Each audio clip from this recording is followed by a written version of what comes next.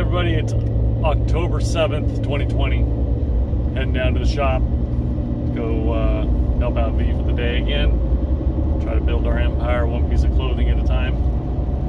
And been talking to a lot of people lately that are downsizing and minimizing or cutting their clutter or whatever. And you know, some people are doing it out of necessity because they need to make money. So they're having yard sales or, you know, online sales and stuff like that. But I think other people are doing it because they've realized how much shit that they have that they don't really need.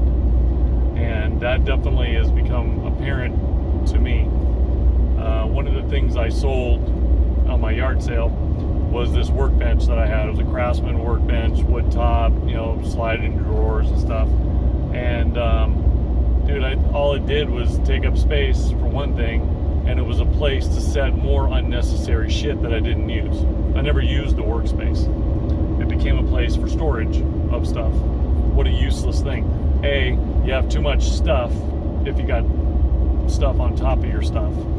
And B, you don't need the workspace. So this, you know, toolbox workbench I've had for 20 years, I sold it for cheap just to get it out of my, and now I've got more space and less clutter. And all this shit that was on top of it is gone too, either thrown away or sold or whatever. So I think people are just realizing how much stuff they have and how much little you really need, and how that stuff not only doesn't make you happy, but it weighs you down and becomes like static in your life, and you spend time moving it or cleaning it or storing it or whatever, and you won't hold on to this stuff. So one of the things that I'm going through right now is all my old pictures, physical pictures, stuff that I used to take, because you guys know me, I take lots and lots of pictures, and I always have. Of course, on digital it doesn't matter, because all it does is take up a bit of memory, no big deal. But in the past it took up a lot of space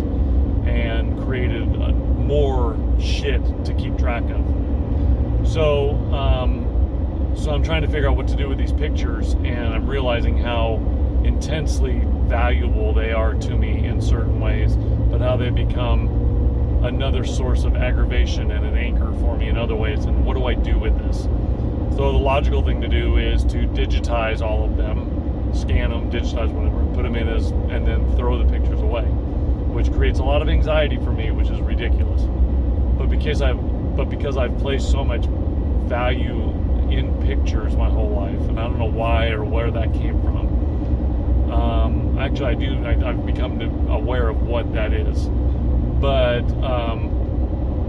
and then going through all the pictures just brings up a lot of great memories of being younger and simpler times, and, you know, parties and car shows and previous vehicles you've owned and your previous life and your kids when they were younger, and all these great memories from back then. And starts, you know, making you nostalgic, makes you want to connect with your old friends and realize where you've come from and how you got interested in certain things. Some friends that are no longer with us, some vehicles that are no longer with us, and just makes you, again, it puts into perspective how short life is, how sweet it is, and you're you know, kind of, you know, I'm getting 50 next year, and so I think our mortality is kind of becoming more apparent. I have a lot of like aches and pains and weird shit going on that doesn't seem right, and like when is one of those aches and pains going to turn into something major? You never know. So anyway, so finding out why all of these pictures were important to me was another huge step in my redevelopment of my ego and my persona.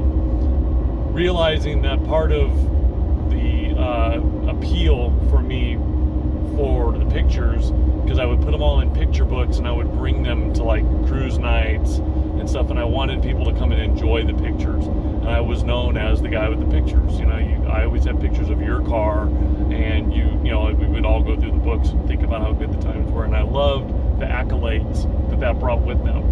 And what that is me that's slowly building up this ego that turned into the box rod persona. Ended up being known pretty well in our community in Vegas, the Volkswagen community as a whole, the Volkswagen community in the world, really, because that when I built the box rod itself, that shit took off, and there was the Samba was going, and the internet was just going, and so it just fed that ego, and it became my persona. And what's taken me a long time to realize is I'm not box rod. I'm Derek, and even Derek is just a manufactured name for yourself, and it's a construct that we make up, these stupid names. But the box ride is literally a persona that's been put out there for years about who I am. Like I'm a builder, I'm a car enthusiast, I like punk rock and roll, and I like some dark stuff, and this person that I've kind of rolled myself into. Everything I wear has to have a logo on it of a hot rod shop or a Volkswagen shop, and I wear Dickies, and I wear Vans, and I do my hair a certain way, and we all do all these things every day to portray the kind of person that we are. And what's strange is I've become a different kind of person, and so now I feel like I am growing out of this shell like an exoskeleton, and I don't know what I'm going to grow into is my problem, is I'm kind of between lives.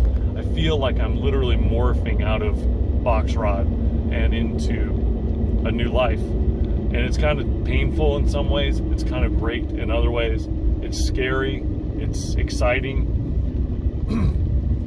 and the growth has been tremendous, and it's almost like exponential. Like the more I grow, the more I grow. I don't know if that makes any sense. You become self-aware, and you become really self-aware of everything that happens around you, and you start, here's another problem you have, is you start being self-aware for other people. One thing they taught you in AA is don't take other people's inventory. So as you become aware and mindful and all this stuff, you start becoming pretty arrogant that everybody else is not mindful and not as smart as you are and all this dumb shit. And so the real test, or the real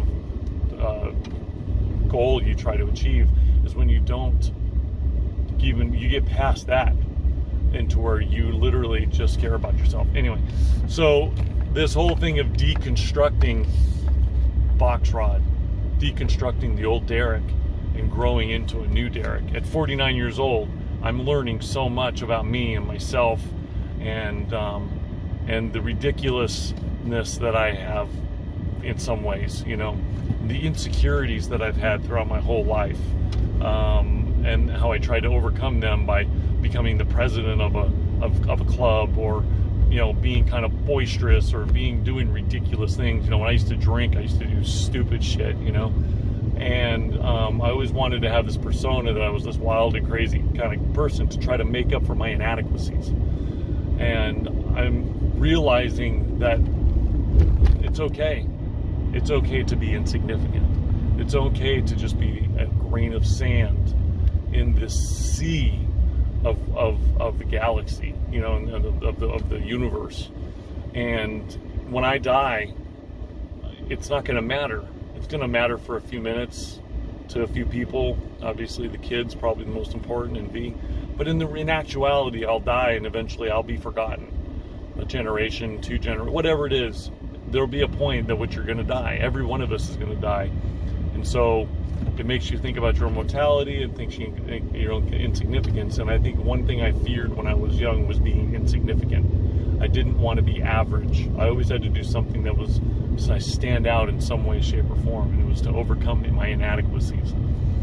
So I'm learning to live within my skin. I'm actually shedding my own skin and growing a new one, and it's a great process.